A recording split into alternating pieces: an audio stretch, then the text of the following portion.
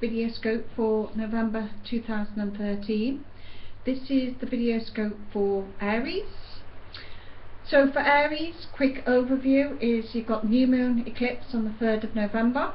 You've got Uranus squares Pluto. This will be the 4th time in a series of 7. That's on the 1st. Mercury turns direct, yay, on the 10th of November, so that's all communication starts to build up and move forwards and focus again.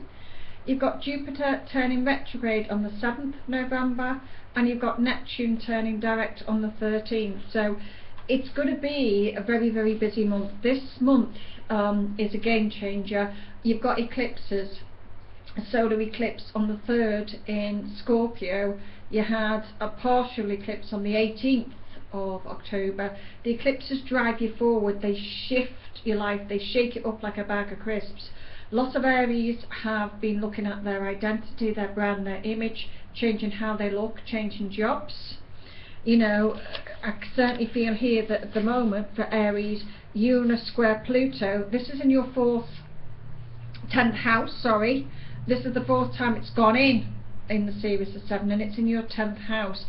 10th house is about public life, honours, fame, attention, but on a health level, the 10th house is about your knees and your bones. So any Aries out there that say, I've got problems, my knees are hurting, it rules your skin, it rules your teeth.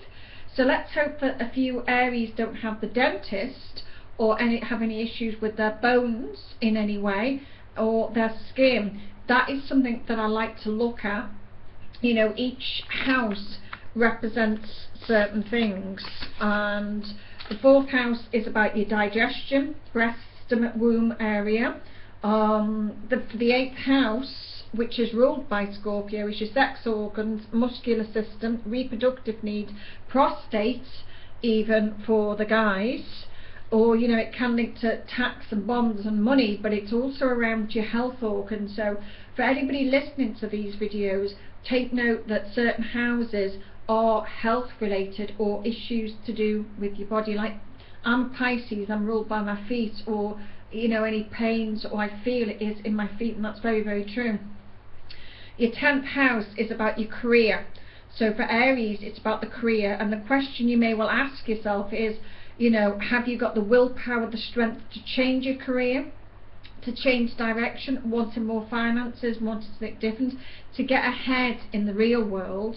So a lot of you are wanting to further yourself when it comes to Aries. So if you can gain the trust of powerful people, and it is about trusting others, they can help you move forwards in any challenging situations that you've got ahead of you, Aries. So it's about stepping up to the plate, controlling your fears. I want to go for a job, I'd like to do that job, I'd like to do it, but I don't think I can do it. So it's about overcoming that fear around your confidence, around going for that job, cutting through the red tape, but also knowing that you are someone, Aries are strong individuals, or you come across stronger than you are. But I kind of think, you know, Aries rules the ego, so sometimes it's getting past some of your own fears, controlling those fears, taking yourself forward to achieve the success that you know you're looking for at the moment. The new moon eclipse conjunct Saturn, which is about learning your lessons, but the new moon falls in your 8th house, and the 8th house is intense. It is an intense energy when it's ruled by the 8th house. But remember what I've just spoke about, the 8th house is about your money, your finances, your tax, your loan, but the 8th house is also about your sex organs, your reproductive needs. So again, on that new moon on the 3rd, if someone says, my muscles are hurting, my reproductive organs aren't feeling too great, prostate, anything, any worries, new moon, get it checked out. You might find on the new moon that you get answers in those areas. And if it's down to taxes, bonds, inheritance or money, you might find also that if the moon falls in the 8th house for you, that you get some answers around those tax, bonds, divorce, legal, monetary matters, or finances in some way. So that's what you're going to be looking for around the new moon on the 3rd of November. It's a time to dig deep with the power and the emotional energy, you know, the power of Saturn and the emotions of Scorpio. It's about, you know, reject all and what it is that you're looking for, rejecting any old patterns. Again, it's about building confidence within Aries, taking time, fresh new starts. This is where you're going to be integrating some of your passion or your sexuality or that energy into making something happen, to projecting it, to drive you forwards, to getting that job role, to getting that house move, to driving it. I feel like the honours is I want to put you out more in the public eye. So again, it's about how others see you, or maybe how you see yourself. Mercury turning direct on the 10th. This is where the power of your concentration, your focus, your communication with others tends to align and come back in. So any misunderstandings with what I was going to be paid, what the job entitled, what university I was going to, all that will start to be a little bit more sorted out and aligned at that point. This is about financial and business partnerships for, excuse me, a lot of Aries. Jupiter changing direction in your 4th house. Your 4th house is about home and family, and it's about, you know, emotional nurturing. So you may be looking at, am I going to buy a house with somebody next year? But again, that would come around that March-April period. Your home and family, your emotional bond, loved ones or family members, feeling or keeping the peace around family. This is all about foundations and fixing the problems with home life. So if you're in a home or renting and you want to move, you'll be doing that next spring. You'll be looking at your home, you'll be looking at your security, you'll be looking at your roots, Aries. You know, meditation, holding on to that power, taking more control over your life, being more clear-minded. Neptune turns direct on the 13th in Scorpio, and Neptune will be in your 12th house. So the 12th house is about spirituality, meditation, yoga, media, dreams, the artistic realms, retreats. So this will benefit you in a creative energy or a spiritual energy or healing energy. So listen to your dreams, Aries, and your intuition, so you'll get the feeling or sense of what you're thinking or where your path is going to at the moment. And so remember, it's a little bit like pacing yourself. You know, you can't have it all overnight, but so many Aries are changing their image at the moment and how they look. So there's new hair dyes, there's new hair colours, there's new nails, there's new people dressing differently and looking differently. People are on goals, on diets. You're really wanting to take your life forwards at the moment, but feeling a little bit stuck. Excuse me, well, unfortunately I'm going to have a drink of my tea because I'm coughing. So it's probably going to start to choke more now. So it's all about pacing yourself a little bit now. You are doubting yourself, but Aries are going through a big change. Next year, or starting next year, and they've kind of started, each eclipse kind of clicks in or flows with the next. The partial eclipse we had on the 18th of October was in Aries. So next year they'll actually begin. So next year's your year, Aries, 2014, because the eclipses will start flowing at the end of next year into Libra, Aries. So that's your push forward. That's where you will be really driven and pushed forwards. Think about the eclipses as door openers, but I call it a detox, an astrology detox. So the detox is now, or the clear out is going through Taurus and Scorpio. So if that's your moon sign, Taurus is actually my moon sign. My rising sign is Scorpio. I'm a Pisces. So again, in some part of my life, that will affect me. So the Scorpio field, your reproductive needs, your finances, you know, Taurians, practicality, sensuality, balance, home life. In some way that will affect me. So if you don't know, there are many places on the internet that you can look at your rising sign or your moon sign, but your rising sign with your sun sign. So if you're Scorpio and your rising sign is like Leo, look at the Leo forecast just to get that little bit of a balance in your life. But as I say, when you go through the detox or the eclipses in Aries, Libra next year, you'll start to get a bigger push forward, or the bigger picture as to where you're going. You're only on the tip of finding yourselves and making decisions about what you want. A lot of Aries haven't known what they've wanted. They've gone through difficulties for the last few years. You get more of a sense of the direction. November is all about direction, guys. So in November you will get the direction of where you want to go. You're going to get the income that you're looking for, and the stability and the structure. You want it all now, but life's kind of saying let the red carpet roll out, let it just take its time a little bit, which I do feel it will get there slowly but surely. Right, as I've done with all the other signs as well, I'm going to do an overview of the tarot. Put 4 or 5 cards out to give a monthly view of the tarot as to what they bring, because as much as I talk about the astrology, some of you are into the astrology, some of you enjoy the tarot because you can see the cards and you understand the cards a little bit more.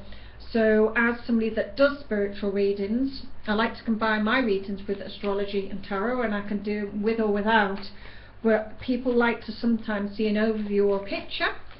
So what I'm going to do first is, the first card that comes out is connected towards work and finances, and this is for Aries, and we'll see what you are given on your work and financial area, Aries.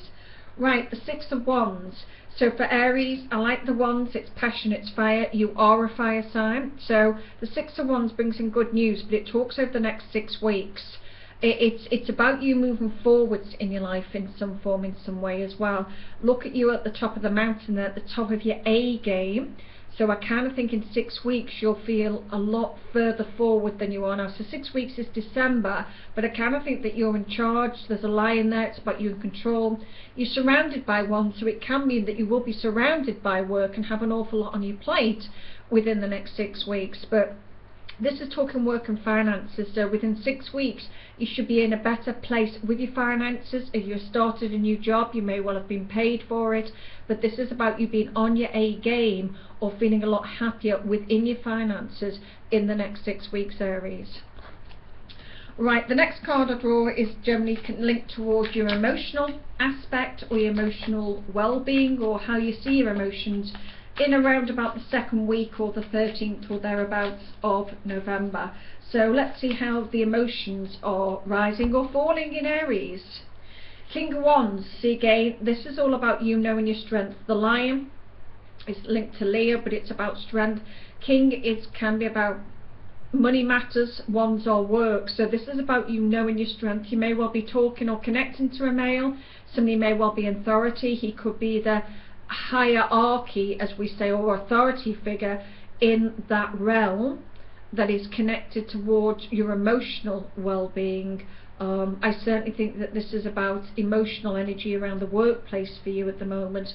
Watch your emotions aren't absorbed by the workplace too much, Aries. Kind of think at the moment you need to rest a little bit, and it can be a sign that work may well drain you emotionally this month.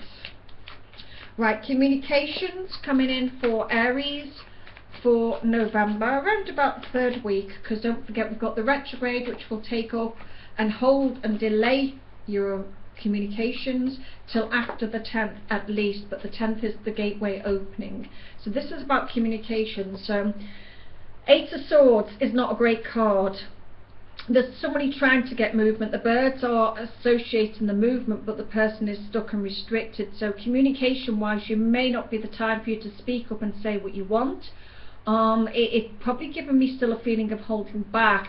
You might find that you kind of say you want to talk about something linking with work or partnerships, and you don't feel able that you can. I feel with a lot of Aries it's because you've got a lot going on. There could be background noise or other people that are interfering in some way that are holding you back from that communication around the 3rd week of November.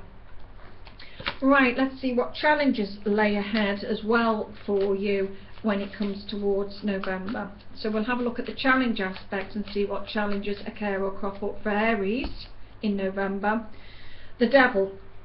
This is ruled by Capricorn. The Devil can be in ooh la la, can be in the passion, the duvet dancing, but this is a kind of feel of the challenge. I'm asking it on a challenge level.